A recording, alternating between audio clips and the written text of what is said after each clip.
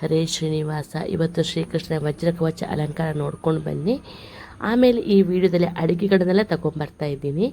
ಚಂದ್ರಮೌಳೀಶ್ವರದಲ್ಲಿ ಆದ ರಥೋತ್ಸವದ ಬಾಪ್ತದ ಹೂವಿನ ಅಲಂಕಾರ, ವಾದ್ಯ ಸೇವೆಗಳನ್ನೆಲ್ಲ ನೋಡ್ಕೊಂಡು ಬರೋಣ. ಜಾಸ್ತಿ ಡೀಟೇಲಾಗಿ ತೋರಿಸಿಲ್ಲ, ನಾನು ಬೇರೆ ವಿಡಿಯೋದಲ್ಲಿ ಹಾಕ್ತಾ ಇದ್ದೀನಿ. ಅಮಾವಾಸ್ಯೆ ಹೊತ್ತು ಧ್ವಜಾರೋಹಣ ಆದರೆ ಇವತ್ತು ಧ್ವಜ ಅವರೋಹಣ ಆಗಲಿಕ್ಕೆ ನೋಡ್ಕೊಂಡು ಬನ್ನಿ. ತುಂಬಾ ಅದ್ಭುತವಾಗಿದೆ ಅಲ್ಲಿದ್ದು ಅಲಂಕಾರಗಳೆಲ್ಲ.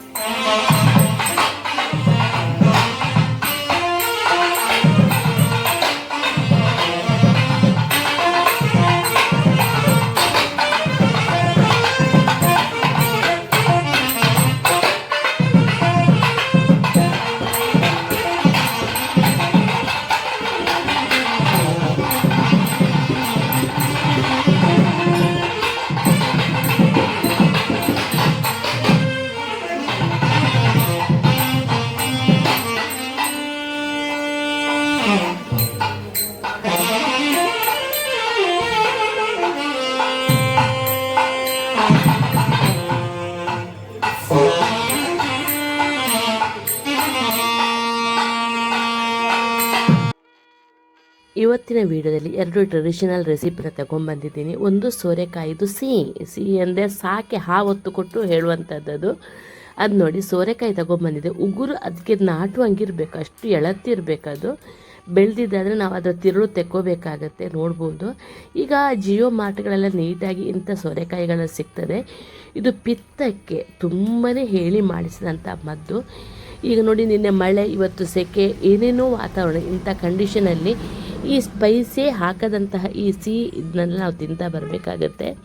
ತಂಬುಳಿ ಬದಲಿಗೆ ಆ್ಯಕ್ಚುಲಿ ಇದನ್ನೆಲ್ಲ ಬಳಸ್ತಾರೆ. ತಂಬುಳಿ ನಂತರ ಇದನ್ನ ಸರ್ವ್ ಮಾಡ್ತಾರೆ. ನೋಡಿ, ಅದಕ್ಕೆ ನೋಡಿ, ಫಸ್ಟ್ ಅದನ್ನ ಕಟ್ ಮಾಡಿಕೊಂಡು ಅದಕ್ಕೆ ಅರಿಶಿನ ಹಾಕಿ ನೀರು ಹಾಕಿ ಬೇಯಕ್ಕೆ ಇಟ್ಕೊಳ್ಳಿ. ಪಡವಲಕಾಯಿ, ಹೀರೆಕಾಯಿಂದೆಲ್ಲ ಈ ಡಿಶಸನ್ನು ಮಾಡ್ತಾರೆ. ಫಸ್ಟ್ ನೋಡಿ, ತೆಂಗಿನಕಾಯಿನ ರುಬ್ಕೊಳ್ಳಿ. ಬರೀ ತೆಂಗಿನಕಾಯಿ ಮತ್ತು ಬೆಲ್ಲ, ಉಪ್ಪು ಇಷ್ಟೇ ಹಾಕ್ಲಿಕ್ಕಿರುವಂಥದ್ದು. ರುಬ್ಬಿದ ತೆಂಗಿನಕಾಯಿಗೆ ಉಪ್ಪು ಮತ್ತು ಸ್ವಲ್ಪ ಬೆಲ್ಲ, ಎದುರು ಹುಣಸೆ ಹಣ್ಣು ಅಥವಾ ಖಾರ ಏನು ಹಾಕಲಿಕ್ಕಿಲ್ಲ.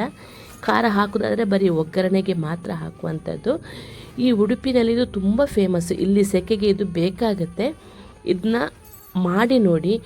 ಸಿಹಿ ಇಷ್ಟ ಇಲ್ಲ ಅಂದರೆ ಸ್ವಲ್ಪ ಸಿಹಿ ಕಡಿಮೆ ಹಾಕ್ಕೊಳ್ಳಿ. ಒಗ್ಗರಣೆಗೆ ಕೆಂಪು ಮೆಣಸು ಸ್ವಲ್ಪ ಜಾಸ್ತಿ ಹಾಕ್ಕೊಳ್ಳಿ.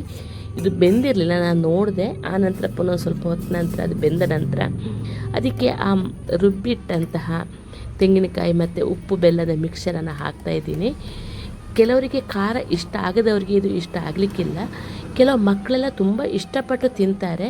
ತುಂಬ ತರಕಾರಿ ತಿನ್ಬೋದು ಇದರಲ್ಲಿ. ಈ ಥರ ಮಾಡಿದಾಗ ನಾವು ಕೆಲವು ತರಕಾರಿಗಳಲ್ಲಿ ಮಾತ್ರ ಇದನ್ನ ಮಾಡಲಿಕ್ಕೆ ಆಗುವಂಥದ್ದು. ಈ ಹುಳಿ ಗಿಳಿ ಇದ್ದ ತರಕಾರಿನ ಮಾಡಲಿಕ್ಕೆ ಸಾಧ್ಯವೇ ಇಲ್ಲ. ಹೀರೆಕಾಯಿ, ಪಡವಲಕಾಯಿ, ಸೋರೆಕಾಯಿ ಕೆಲವರು ಮುಳ್ಳು ಸೌತೆಯಿಂದಲೂ ಮಾಡ್ತಾರೆ, ಕೆಲವರು ಸೌತೆಕಾಯಿಯಿಂದಲೂ ಮಾಡ್ತಾರೆ, ಮಂಗಳೂರು ಸೌತೆಕಾಯಿ ಅಂತ. ಅದು ಸ್ವಲ್ಪ ಅದನ್ನ ತೊಳ್ಕೋಬೇಕು ನಾವು, ಕಟ್ ಮಾಡಿದ ನಂತರ ಹುಳಿ ಇರಬಾರ್ದು, ಆ ಥರ ಮಾಡಬಹುದು. ನಮ್ಮ ಮನೆಯಲ್ಲಿ ನಮ್ಮ ಅಪ್ಪನಿಗೆ, ನಮ್ಮ ಅಮ್ಮನ ಫ್ಯಾಮಿಲಿಯಲ್ಲಿ ಎಲ್ರಿಗೂ ಇದು ಇಷ್ಟ ಆಗುತ್ತೆ. ನನ್ನ ಮಗನೂ ಇಷ್ಟಪಟ್ಟು ತಿಂತಾನೆ. ಈ ಪಿತ್ತಕ್ಕೆಲ್ಲ ಇದು ಹೇಳಿ ಮಾಡಿಸಿದಂಥ ರೆಸಿಪಿ ಇದು. ಈ ಸೆಕೆ ತುಂಬ ಆಗುತ್ತೆ ನೋಡಿ, ಆವಾಗ ನೋಡಿ ಈ ಥರ ಈ ಚಳಿ ಬಿದ್ದ ತಕ್ಷಣ ಸ್ವಲ್ಪ ಪಿತ್ತ ಜಾಸ್ತಿ ಆಗ್ತದೆ ರಾತ್ರಿ ಕನಸು ಕಟ್ಟೋದೆಲ್ಲ. ಆವಾಗ ನಾವು ಈ ಥರ ಮಾಡಿಕೊಂಡು ತಿಂದರೆ ಒಳ್ಳೆಯದು. ಹೀರೆಕಾಯಿ ಜ್ಯೂಸ್ ಕೂಡ, ಹೀರೆಕಾಯಿ ಅಲ್ಲ ಸೋರೆಕಾಯಿ ಜ್ಯೂಸ್ ಕೂಡ ಮಾಡ್ತೀವಿ. ಇದು ಕುದ್ದ ನಂತರ ಅದಕ್ಕೆ ನೋಡಿ ಉದ್ದಿನಬೇಳೆ, ಸಾಸಿವೆ, ಕೆಂಪು ಮೆಣಸು, ಸ್ವಲ್ಪ ಇಂಗು ಹಾಕಿ ಒಗ್ಗರಣೆ ಕೊಡಬೇಕು, ಆಗಿಬಿಡುತ್ತೆ ಅದು.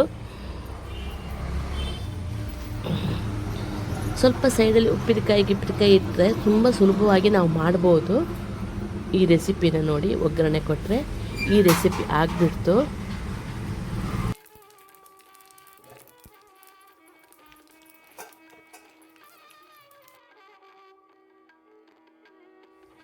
ತೆಂಗಿನಕಾಯಿ ಎಷ್ಟು ಇದ್ರೂ ಇದಕ್ಕೆ ಹಾಕೋಬೋದು. ನಿಮಗೆ ಖಾರ ಬೇಕು ಅಂತಂದರೆ ಆ ಮೆಣಸು ಒಗ್ಗರಣೆಗೆ ಹಾಕಿರ್ತೀವಲ್ವ, ಅದನ್ನ ಕೈಯಲ್ಲಿ ಸ್ವಲ್ಪ ನುರಿಯಿರಿ ಅಂತಂದರೆ ಅದನ್ನ ಪುಡಿ ಮಾಡಿಕೊಳ್ಳಿ, ಅವಾಗ ಸ್ವಲ್ಪ ಖಾರ ಬರುತ್ತೆ. ಈಗ ಒಂದು ನೋಡಿ ಪುಂಡಿ ಮಾಡ್ತೀವಲ್ಲ, ನಾವು ನಾರ್ಮಲಾಗಿ ಪುಂಡಿ ಮಾಡ್ತೀವಲ್ಲ, ಅದನ್ನು ಡೀಟೇಲಾಗಿ ತೋರಿಸಿಲ್ಲ, ಅದನ್ನ ಒಂದು ಗಸಿ ಥರ ಮಾಡೋಣ. ಇದು ಈ ಪುಂಡಿ ಕೆಲವರಿಗೆ ಇಷ್ಟ ಆಗಲ್ಲ ಸಪ್ಪೆ ಆಹಾರದ ಕಾರಣ. ನೋಡಿ ಈ ಥರ ಮಾಡಿಕೊಟ್ರೆ ಮಕ್ಕಳು ಕೂಡ ತಿಂತಾರೆ, ಟಿಫಿನ್ ಡಬ್ಬಕ್ಕೂ ತುಂಬಾ ಚೆನ್ನಾಗಾಗುತ್ತೆ. ಕೊಬ್ಬರಿ ಎಣ್ಣೆ ಹಾಕ್ಕೊಳ್ಳಿ, ಕೊಬ್ಬರಿ ಎಣ್ಣೆ ಹಾಕಿ ಸಾಸಿವೆ ಉದ್ದಿನಬೇಳೆ ಹಾಕಿ ಸ್ವಲ್ಪ ಇಂಗು ಹಾಕಿ, ನೀವು ತಿನ್ನೋರಾದರೆ ಇಲ್ಲಿ ಈರುಳ್ಳಿ ಹಾಕೋಬೋದು. ಆನಂತರ ತೆಂಗಿನಕಾಯಿ ರುಬ್ಬಿಟ್ಟಿದ್ದಕ್ಕೆ ನೋಡ್ಬೋದು ಸ್ವಲ್ಪ ಸಾರಿನ ಪುಡಿ ಅಥವಾ ಕೆಂಪು ಮೆಣಸು ಮತ್ತು ಕೊತ್ತಂಬರಿ, ಸ್ವಲ್ಪ ಇಂಗು, ಈ ಥರ ಯಾವ್ದಾದ್ರು ಎರಡರಲ್ಲಿ ಒಂದು ಮಸಾಲೆ. ಈಗ ನಾನು ಸಾರಿನ ಪುಡಿ ಹಾಕಿ ಮಾಡ್ತಾಯಿದ್ದೀನಿ, 2-3 ನಮೂನೆಯಲ್ಲಿ ಮಾಡ್ಬೋದು. ನಾನು ಹಳೆಯ ವೀಡಿಯೋಗಳಲ್ಲಿ ತೋರಿಸಿದ್ದೇನೆ ನಿಮಗೆ. ಸಾರಿನ ಪುಡಿ ಹಾಕಿ ಒಂದು ಸ್ವಲ್ಪ ಹುಣಸೆ ಹಣ್ಣು, ಬರೀ ಸ್ವಲ್ಪ ಹಾಕಿ ಅದನ್ನ ರುಬ್ಕೊಂಡು ಇಟ್ಕೊಳ್ಳಿ. ಅಂದರೆ ಒಗ್ಗರಣೆ ಚಟಪಟ ಅಂದಾಗ ಸ್ವಲ್ಪ ಇಂಗು ಮತ್ತು ಸ್ವಲ್ಪ ಈರುಳ್ಳಿ ಬೇಕಂದವರು ಹಾಕ್ಕೊಳ್ಳಿ, ತುಂಬಾ ಚೆನ್ನಾಗಾಗುತ್ತೆ. ನಿಮಗೆ ಖಾರ ಬೇಕು ಅಂತಂದರೆ ಸ್ವಲ್ಪ ಇಲ್ಲಿ ಕಾಯಿ ಮೆಣಸು ಹಾಕ್ಕೊಳ್ಳಿ ಒಗ್ಗರಣೆ ಟೈಮಲ್ಲಿ. ಆನಂತರ ನೋಡಿ ಈ ರುಬ್ಬಿದ್ದನ್ನು ಹಾಕ್ಕೊಂಡು ಸ್ವಲ್ಪ ನೀರು ಹಾಕ್ಕೊಳ್ಳಿ. ಅದಕ್ಕೆ ನೀರು ಹಾಕ್ಕೊಂಡು ಕುದಿಯೋಕ್ಕೆ ಬಿಡಿ. ಕುದ್ದ ನಂತರ ನಾವು ಪುಂಡಿ ಮಾಡಿರ್ತೀವಲ್ವ, ಅದನ್ನ ಕಟ್ ಮಾಡಿ ಅದಕ್ಕೆ ಹಾಕ್ಕೋಬೇಕದು ಗ್ರೇವಿ ಥರ, ತುಂಬ ಚೆನ್ನಾಗಾಗತ್ತೆ ಇದು. ಸ್ವಲ್ಪ ನಿಮಗೆ ಇಷ್ಟ ಇತ್ತು ಅಂತಂದರೆ ಸಿಹಿ ಜಾಸ್ತಿ ಹಾಕ್ಕೊಳ್ಳಿ. ನೋಡಿ ನಾನು ಮಾಡಿದ ಪುಂಡಿ ಬಿಸಿ ಇತ್ತು ಆ್ಯಕ್ಚುಲಿ, ಬೆಳಗ್ಗೆ ಸ್ವಲ್ಪ ಹರಿಬರಿ ಆಗುತ್ತೆ ನನಗೆ. ಇದನ್ನ ಕಟ್ ಮಾಡಿ ಅದಕ್ಕೆ ಹಾಕ್ಕೊಂಡ್ರೆ ಸರಿ, ಗಸಿಗೆ ತುಂಬಾ ಚೆನ್ನಾಗಿ ಬರುತ್ತೆ. ಹೇಳಿದ್ನಲ್ಲ, ಬೇಕಂದರೆ ಈರುಳ್ಳಿ ಒಂದು ಬೇಕಾದ್ರೆ ಹಾಕ್ಕೊಳ್ಳಿ, ತುಂಬಾ ಚೆನ್ನಾಗಾಗುತ್ತೆ ಆಯಿತಾ.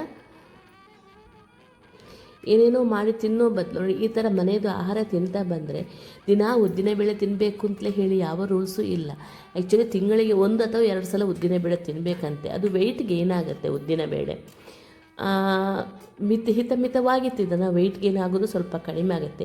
ಈಗ ಓವರ್ ವೆಯ್ಟ್ ಎಲ್ರಿಗೂ ಪ್ರಾಬ್ಲಮ್ ಇರಬೇಕಿದೆ ನೋಡಿ, ಇಂಥ ಆಹಾರಗಳನ್ನೆಲ್ಲ ತಿಂತಾ ಬನ್ನಿ. ಇದು ಕುದಿಬೇಕು, ಕುದ್ದ ನಂತರ ಒಂದು ಸ್ವಲ್ಪ ಕೊತ್ತಂಬರಿ ಸೊಪ್ಪು ಹಾಕಿದರೆ ಹಾಗೇ ಬಿಡ್ತು, ತುಂಬಾ ಚೆನ್ನಾಗಾಗುತ್ತೆ. ಅದು ಟಿಫಿನ್ ಡಬ್ಬಕ್ಕೆಲ್ಲ ಹಾಕಿ ಕೊಡ್ಲಿಕ್ಕಂದ್ರೆ ಹೇಳಿ ಮಾಡಿಸ್ದಂಗೆ ಇರುತ್ತೆ. ಹೇಗಾಯಿತು ಹೇಳಿ ಫ್ರೆಂಡ್ಸ್, ಇವತ್ತಿನ ವೀಡಿಯೋ ಇಷ್ಟ ಆದರೆ ಲೈಕ್, ಶೇರ್, ಕಮೆಂಟ್ಸ್ ಮಾಡೋದನ್ನು ಮರಿಬೇಡಿ. ನಾನು ಮನೆಯವರಿಗೆಲ್ಲ ಈ ಪುಂಡಿ ಗಸಿ ಮಾಡಿದ್ದೆ. ನಾನು ಏನು ಮಾಡಿದೆ, ತೆಂಗಿನಕಾಯಿ ಮತ್ತು ಬೆಲ್ಲ, ಆಮೇಲೆ ನೆಲ್ಲಿಕಾಯಿ ಉಪ್ಪಿನಕಾಯಿ ಮಾಡಿದ್ದೆಲ್ಲ ಲಾಸ್ಟ್ ವೀಕ್ ತೋರಿಸಿದೆ ನಿಮಗೆ, ಅದನ್ನ ಹಾಕ್ಕೊಂಡು ತಿಂದೆ.